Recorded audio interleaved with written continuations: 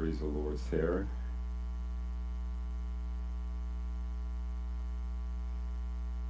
This morning, God has a word for us. I prepared some things, but I'm not sure what I'm going to say. I'm just waiting on the Lord. Let's pray. Our Father in heaven, we are your children and we're here at your feet. Like a little child looking up at Daddy. And we look in your eyes, and Lord, look in ours.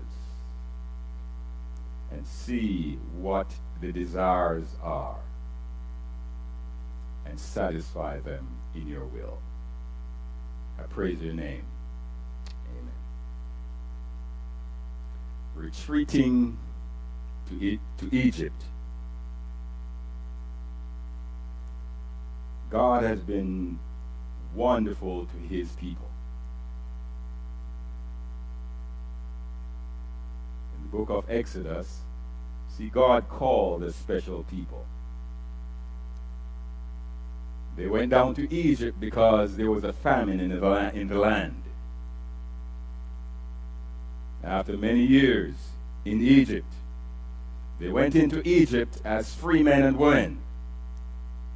But we see them later as slaves. My friends, when we decide to go down to Egypt, we may think that we are free, but one day we will be shackled. They went down free. They found themselves in chains. And they cried out to God. My friends, we serve a wonderful God. Because even though sometimes we go down to Egypt following our own ways, turning our backs on God, we end up in chains and we say, how did we get there? But then when we recognize that we're in chains and we call out to God, the God that we left behind, he comes running. And so God in his mercy, God in his wisdom, came and delivered the children of Israel. As my friends, he will deliver you. I do not know what deliverance you require today, but God will deliver you. Praise God. God will deliver you. So God with a mighty hand delivered Israel miraculously. Through the plagues, God delivered his people. They went up as they left Egypt. They were hemmed in by mountains on either side as they left Egypt. Ahead of them was the Red Sea. And then Pharaoh changed his mind and said, I'm not going to let you go. So he sent his armies after them. But God saved his people by opening the Red Sea. Don't murmur at the edge of the Red Sea, but move forward and the sea will part. Sometimes we're there. We're hemmed in. The walls are on either side. The Red Sea is ahead of us and enemies pursuing us. And it seems impossible. No hope. But God, my friends, when you cry out to him, he will open the Red Sea. Because he wants to take you from Egypt into the promised land. He wants to take you out of the drudgery of Egypt. And he wants to place you in the promised land. That's where he wants to take you. He wants to take you to the promised land. And sometimes we don't understand what the promised land will give. And so we feel satisfied with Egypt. But take a chance on God. Take a chance with God, friends. And let him take you from where you are to where he wants you to be. God took them out with a mighty hand.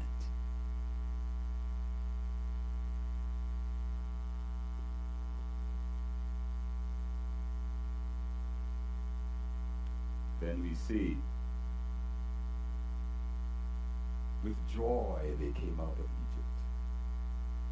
They sang the song of Moses and the Lamb. Have you ever been delivered, friends? Have you ever been delivered? You sound as if you're not quite sure. I have been delivered. And when you have been delivered, friends, you want to shout. You want to thank the Lord. Because you know where you were and where you are. You know where you were and where you are. And you can only say, thank you, Lord. Praise God. I'm no longer there. I am here with you.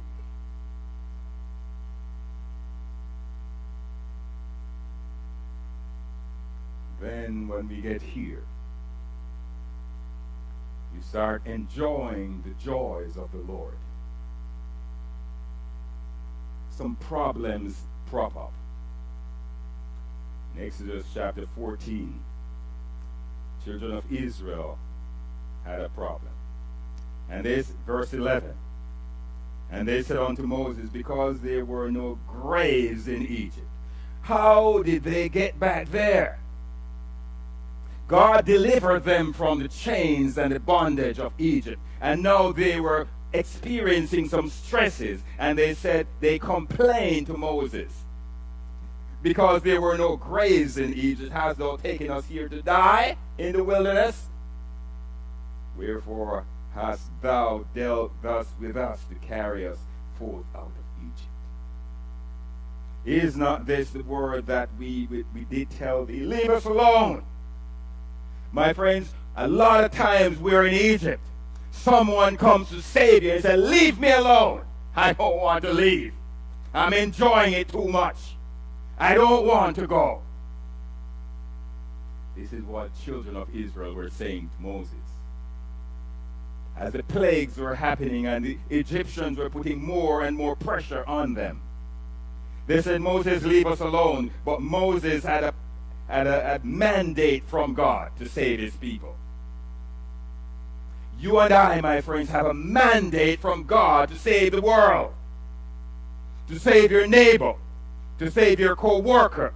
To save your family. Your husbands, your wives, your children. We have a mandate from God. And even though they may be saying, leave me alone, we can't. We cannot.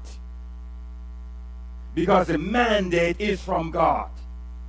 And you know where they are, and if they stay there, death is what they will experience. And so Moses did not leave them alone. But when they got in the wilderness and they had a problem, they reminded him of the fact that they said, leave me alone. For it had been better for us to serve the Egyptians than that we should die in the wilderness. And Moses said unto the people, fear not. I've been in situations like those where the stresses of life just keep pushing you down. And you say, Lord, was it better to have been where I was? You start having those mind games. Maybe it would have been better if I stayed there. I would not be where I am now. I wouldn't be going through all these stresses. But what we need to do in those moments, Moses said unto the people, fear ye not. Don't be afraid. Don't be afraid. Stand still. Stop worrying. Stop looking around and jumping around and stand still. And see the salvation of the Lord. Stand still. and see the salvation of the Lord, which he will show you today. For the Egyptians whom ye have seen today, ye shall see them again no more. And the Lord shall fight for you. Did you get that? I think I need to hear some more shouts. And the Lord shall do what? Fight for you. And ye shall hold your peace. A lot of times, my friends, the stresses of life, and we are boxing. But we are being knocked out every time. Stop fighting. The Lord will fight for you. The Lord will fight for you. Trust him. Trust him. Give him your life. Surrender everything to him. Let him do the fighting. Because we're mortal. We're clay. We're earthen vessels. But we have a big God. Will take us out as he did the children of Israel on eagle's wings. Praise God. When God has done so much for us, how is it that we want to go back to Egypt? I've seen so many mighty men. Men who stood in the pulpit went back to Egypt. Why do we want to retreat to Egypt? It is beyond me. When we find Christ, why do we want to go back?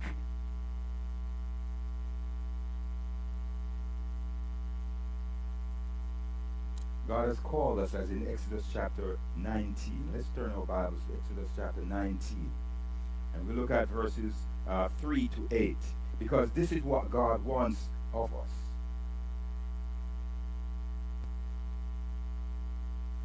And Moses went up unto God. And the Lord called unto him out of the mountain, saying, Thus shalt thou say to the house of Jacob, and tell the children of Israel, Ye have seen what I did to the Egyptians. Have you seen what God has done for you lately? Have you seen what God has done for you lately? All right, you have seen what God has done to the Egyptians. And how he bare you on eagle's wings, and brought you unto myself. Now therefore, if thou wilt obey my voice indeed, and keep my covenant, then he shall be a peculiar treasure unto me above all people, for all the earth is mine. You shall be a peculiar treasure. You know something that is peculiar, it means it stands out. It is not ordinary. It is a treasure, and it's peculiar. That makes it even more valuable, because it can be a treasure but not peculiar.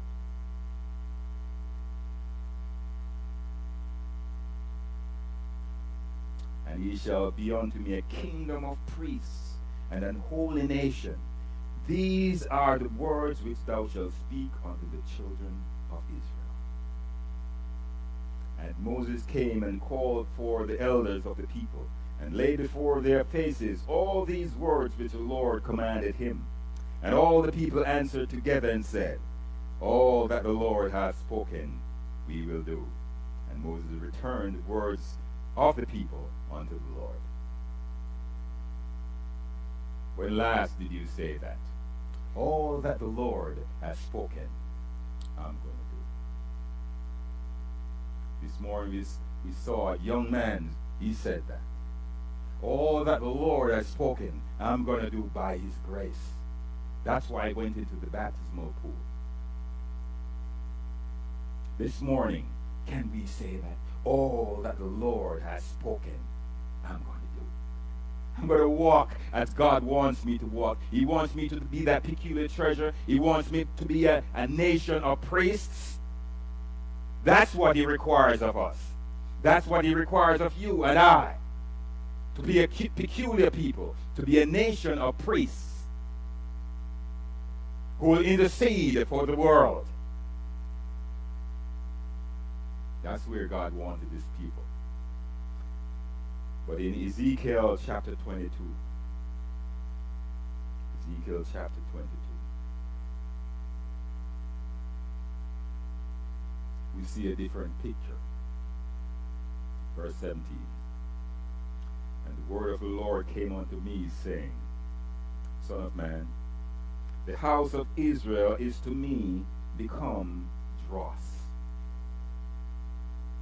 The house of Israel that were to be a peculiar people, a peculiar treasure. That peculiar treasure is now dross. Do you know what dross is? Dross is worthless. Dross is the waste when you melt metal, silver or gold. It is a waste that comes from it. The separation of the waste from the pure thing. The children of Israel are called to be the peculiar people, peculiar treasure, the pure thing. But here we see that they are no longer the pure thing, but they are now dross. They are now waste. Isn't that sad? Isn't that sad?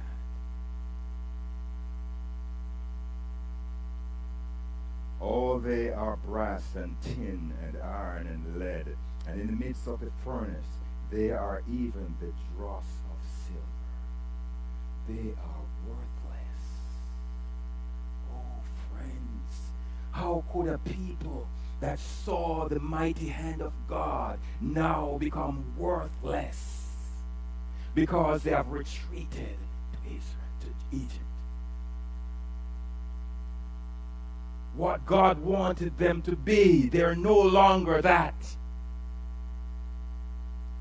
Therefore, thus saith the Lord God, because ye are become the dross. Behold, therefore, I will gather you into the midst of Jerusalem. And as they gather silver and brass and iron and lead and tin into the midst of the furnace, and to blow the fire upon it, to melt it, so will I gather you in mine anger and in my fury, and I will leave you there and melt you. Sometimes we need a melting. Sometimes we need to go into the furnace again. Because now we are no longer what we used to be. And God has to place us back into the furnace so that he can refine us for his glory. Yea, I will gather you and blow upon you in the fire of my wrath, and ye shall be melted in the midst thereof. As silver is melted in the midst of the furnace, so shall ye be melted in the midst thereof. And ye shall know that I am the Lord, have poured out my fury upon you. The Lord, my friends, wants us to walk as children of light. And when we deviate from that, sometimes he has to place us into the fire in order to purify us. And when we are there, sometimes we cry out to him and say, Lord, I can't bear it. It's too much. It is too much. But God is the one that has placed you there. Just as he will lead you in the paths of righteousness, he will lead you in the valley of the shadow of death, but God is the one who is leading you there. And if you would trust him, my friends, he will take you in the furnace and he will take you out of the furnace when you're good and pure.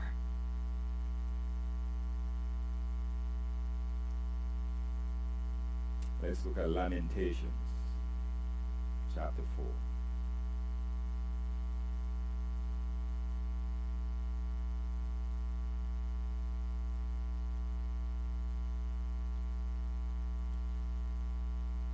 Lamentations 4, 1 and 2, which is our scripture reading this morning. And the question is asked, how is the gold become dim? I've seen pure gold, 99.99% gold. And it's sharp, its color is beautiful and radiant. Very valuable. As a matter of fact, 1 ounce of gold is now worth $1,271. 1 ounce of gold. Very valuable. But here we see, he says, ask the question, how is the gold become dim? What happened? The gold was bright and beautiful, but now it has lost its sheen. How has the gold become dim? How is the most fine gold changed? The stone of the sanctuary are poured out in the top of every street. The precious sons of Zion, comparable to fine gold, how are they esteemed as earthen pitchers? What happened? What happened? The work of the hands of the potter.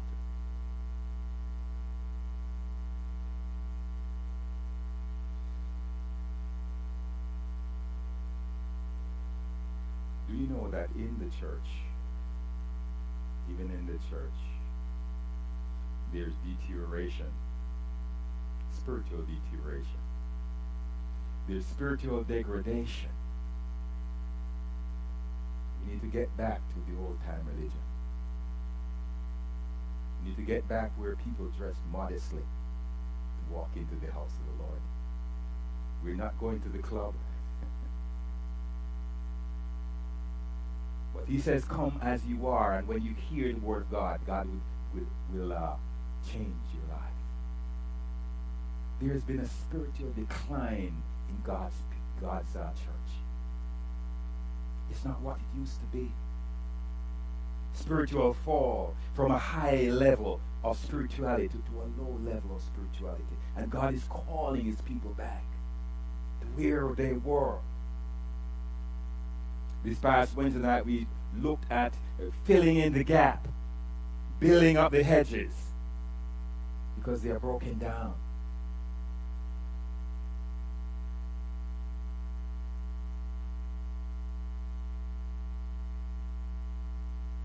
How is it that some people say, oh, it might have been? It might have been. Have you ever heard anyone say that? It might have been. If I had made that decision, it might have been better. Adam and Eve, think of Adam and Eve. What might have been if they had not eaten of that fruit? What might have been? What might have been to the children of Israel if they had followed the Lord implicitly?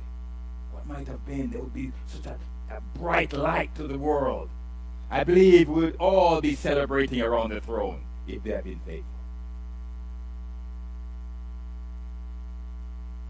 The pure church that Jesus left.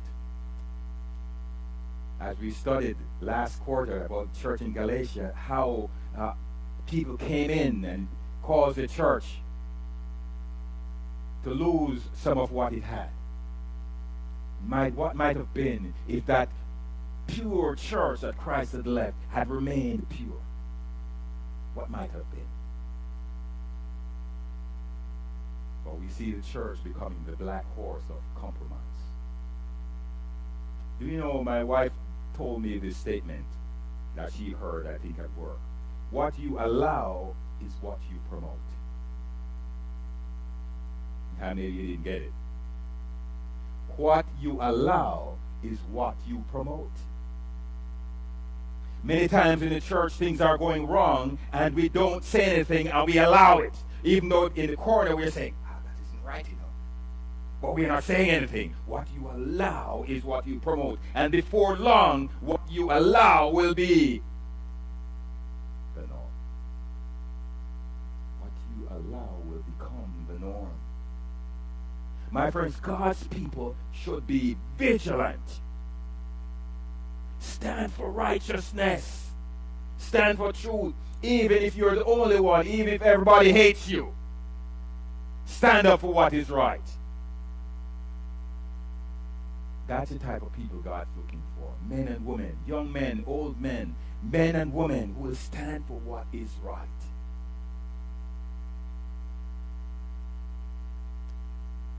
What if the Protestant Reformation had continued as it started?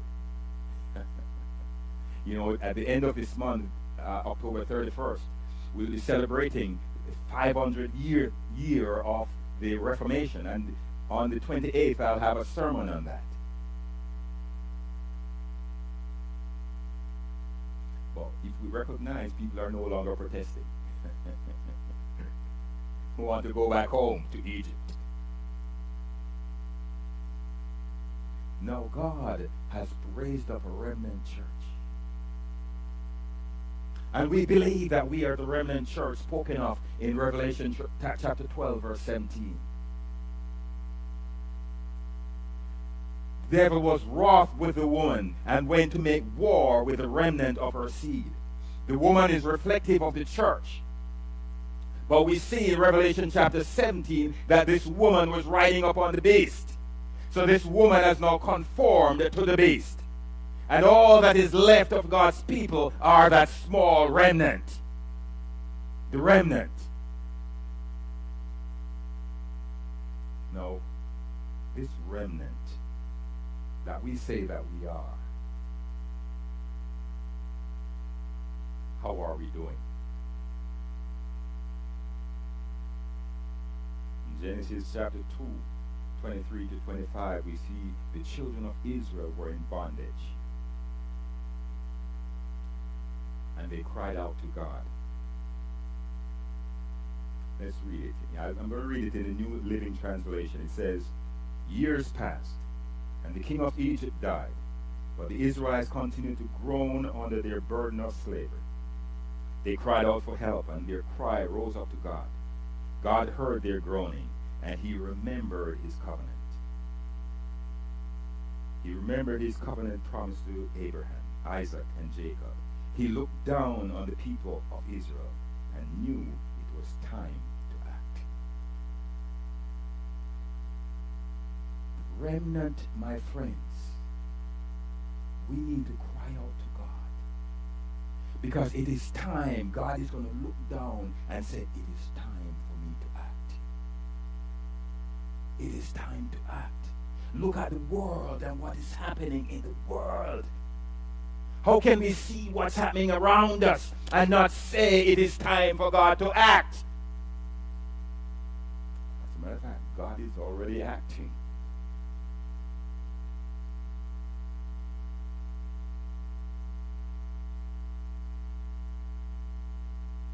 In Revelation 1, verse 3 tells us that it is time.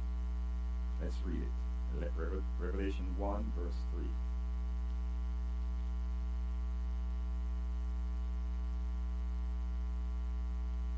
Blessed is he that readeth. This is the book of Revelation. And they that hear the words of this prophecy. So there's a blessing to those who read the book of Revelation and for those who listen to it and keep it. And keep those things which are written therein. For the time is what? What did I say? What did the book of God say? For the time is what? The time is near. The time is at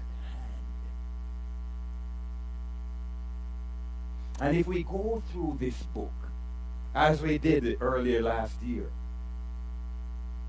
we see that the time is at hand. God is beginning to act. His coming is soon. We're on the borders of the promised land, just as the children of Israel were on the borders of the promised land. We are on the borders of the promised land. It is no time to retreat to Egypt. It's time to move over the Jordan into the promised land. It is time. And the final text that I will read this morning is Revelation chapter 21. Revelation chapter 21. 1 to 4.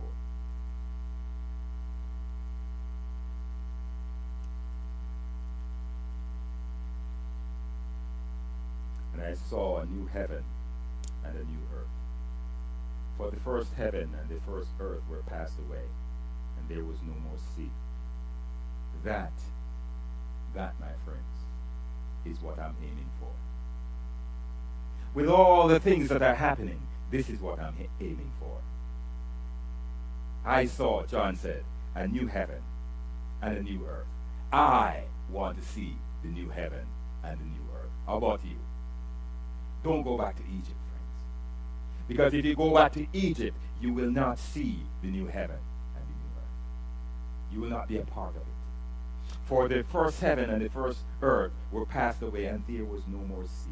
And I, John, saw the holy city, the new Jerusalem, coming down from God out of heaven, prepared as a bride adorned for her husband. Oh, friends, what a day that will be. And do you know that when this new Jerusalem descends from heaven, we will be in it? Yes, we will not be looking up at it. If we are looking up at it, we are in serious trouble. We will be in the new Jerusalem. And we will be coming down out of heaven from God in the new Jerusalem, prepared as a bride adorned for her husband. And I heard a great voice out of heaven saying, Behold, the tabernacle of God is with men, and he shall dwell with them, and they shall be his people, and God himself shall be with them, and be their God. That is why we need to be just wrapped up in God right now. Because if we're not wrapped up in God right now, we won't want to be in his presence. Because here it tells me that he will dwell with his people and he will be with them all the time. So if you're not wrapped up in God now, you won't be wrapped up in him then. You won't love it because you won't like him being around. Love God being around you now. Ask him to be just around you, surround you with his presence. And verse 4. God shall wipe away all tears from their eyes. How many people are crying this morning? How many people have tears in their eyes this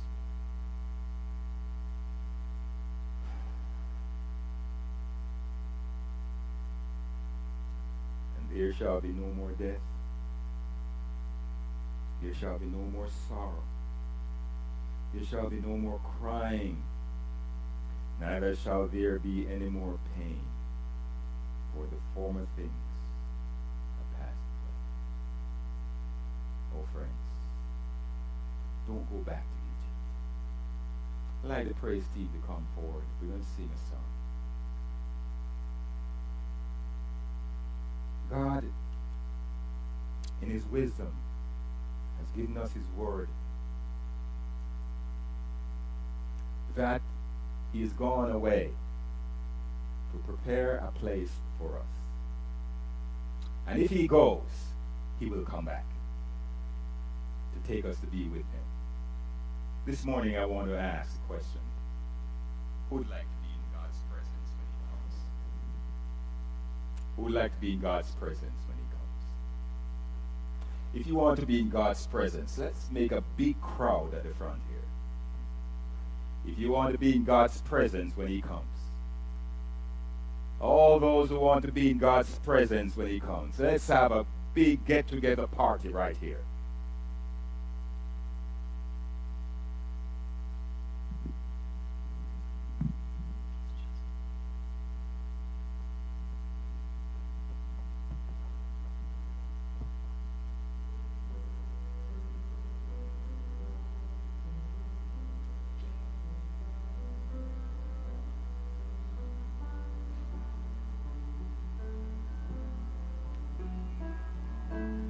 I want to see Jesus. I can't wait to see Jesus. He's my everything. Jesus is my everything. I can't wait to be in his presence because I'm going to just sit there like Mary and just look up at him. Because I'll be speechless. I'll be speechless. But I'll be there. I don't want to even have to say a word. I just want to be there. Come down. Come a little closer.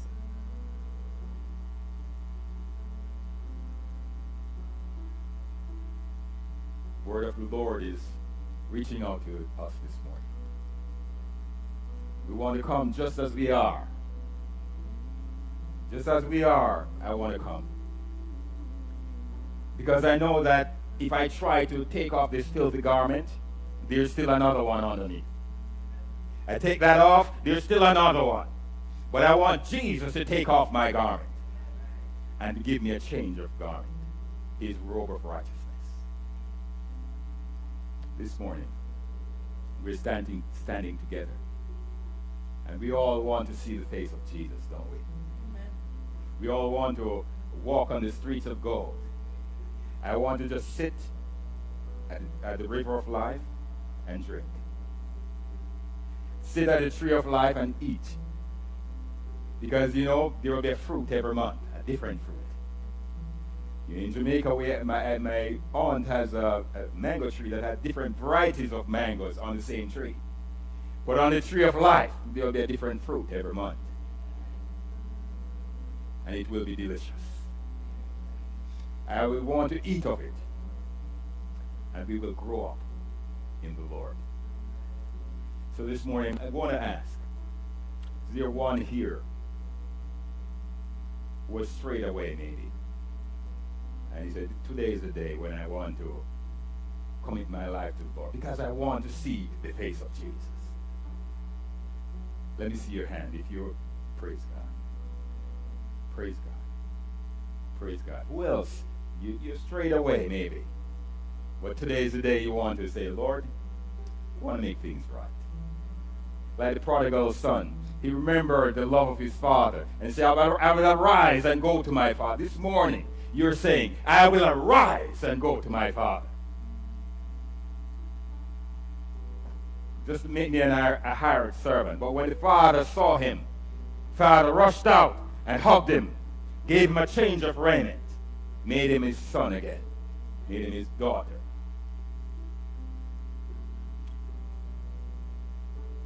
You have not yet given your life to the Lord. But this morning, you don't want to stay in Egypt. Egypt is not a place where we want to be.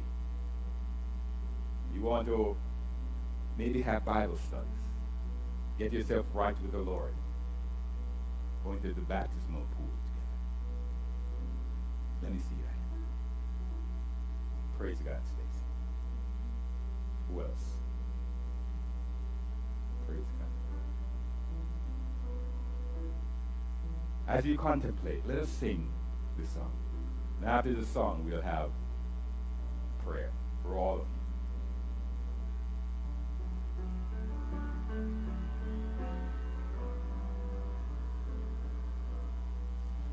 Just as I am, without one plea, but that thy blood was shed for me, and that thou bidst me come to thee, O Lamb of God, I come. Come on up if you so desire. Just as I am, and waiting now. Let this be an everyday experience where we come to God as we are, and He will rid our soul of all the dark blots that are there. To Him whose blood can cleanse every spot. Come to Him, friends. Let Him wash you clean, inside and outside.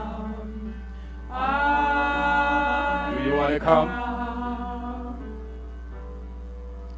I come broken to be mended. I come wounded to be healed. I come guilt spread to be rescued. I come empty to be filled. I come guilty to be pardoned by the blood of Christ the Lamb. Yes, I'm welcome. With open arms. Praise God. Just as I am.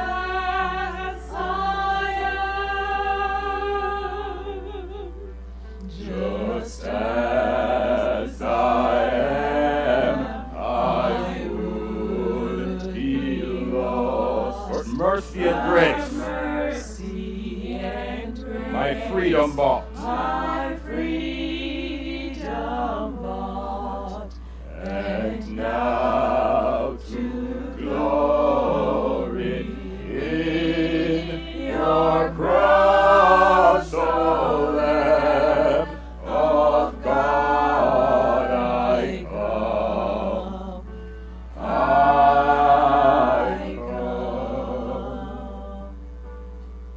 I come broken to be mended.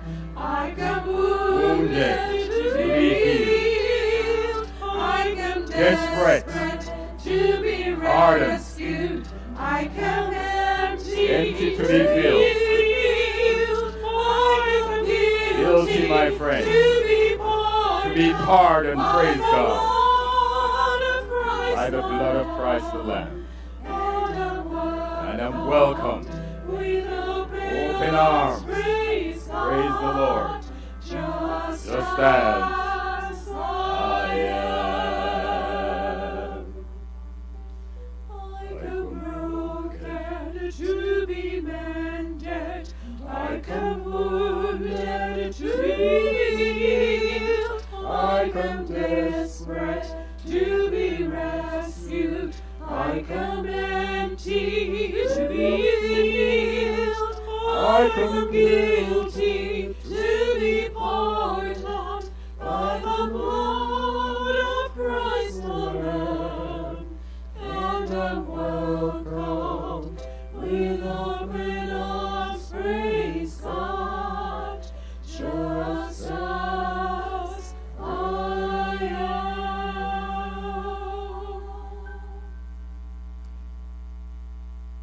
Would like to make the declaration this morning that I want to walk with God. Praise God. Let us pray. Our God and our Father, what a God you are. We come broken, but you will mend us. We come desperate. Oh Lord, but you're there. We come with pain and with suffering and heartache, but you will alleviate all of that and give us your peace. Oh God, I pray this morning for all those who are standing here. You know everyone by name, by address. And so, Lord, I place them in your hands. I pray that we will not go back from this commitment, but as we have come and we say, all that the Lord has done, we will do. You will give us of your Holy Spirit so that we will be faithful to our covenant with you this morning. I thank you for those who want to come back home.